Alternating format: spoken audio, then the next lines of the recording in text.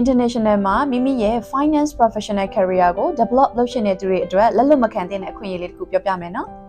လက်ရှိမှာတော့လူကြီးမင်းတို့လို finance scale professional တွေကကနေဒါနဲ့ Australia တို့လိုနိုင်ငံတွေမှာအမြဲတမ်းနေထိုင်ခွင့်လျှောက်ထားနိုင်တာပဲဖြစ်ပါတယ်။ဒါဆိုဘယ်လိုလျှောက်ထားနိုင်တာလဲ။ဘယ်လိုလျှောက်ထားနိုင်တာလဲဆိုတော့ကနေဒါနဲ့ Australia တို့လိုနိုင်ငံတွေရဲ့ scale migration program များမှတဆင့်ထိုနိုင်ငံရဲ့အမြဲတမ်းနေထိုင်ခွင့် permanent residency PR ကိုလျှောက်ထားနိုင်တာပဲဖြစ်ပါတယ်ရှင်။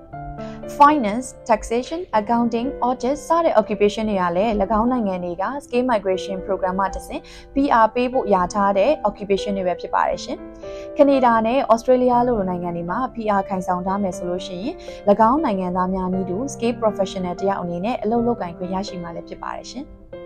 ထိုနိုင်ငံတွေမှာ finance professional တဦးရဲ့ပြည့်မြအခြေခံလစာက USD 30 ဝန်းကျင်လောက်ရရှိနိုင်ပါတယ်။ဒါအပြင် resident တွေတက်တယ်လျာထားတဲ့ senior management level position တွေနဲ့လည်း PR holder တယောက်ဖြစ်တဲ့အတွက်ပိုတာတဲ့အခွင့်အရေးတွေနဲ့ရှောက်ထားရရှိနိုင်မှာပဲဖြစ်ပါတယ်ရှင်။နိုင်ငံတကာမှာမိမိရဲ့ professional career ကို develop လုပ်နိုင်တဲ့အပြင်မိသားစုနဲ့အတူအခြေချပြောင်းရွှေ့နေထိုင်တဲ့ PR ကိုခြောက်ထားခြင်းနဲ့ဆိုရင်တော့သတ်မှတ်ထားတဲ့ criteria တွေကိုပြည့်မီပြီးတော့ eligible ဖြစ်မှပဲရှောက်ထားနိုင်မှာမျိုးဖြစ်ပါတယ်ရှင်။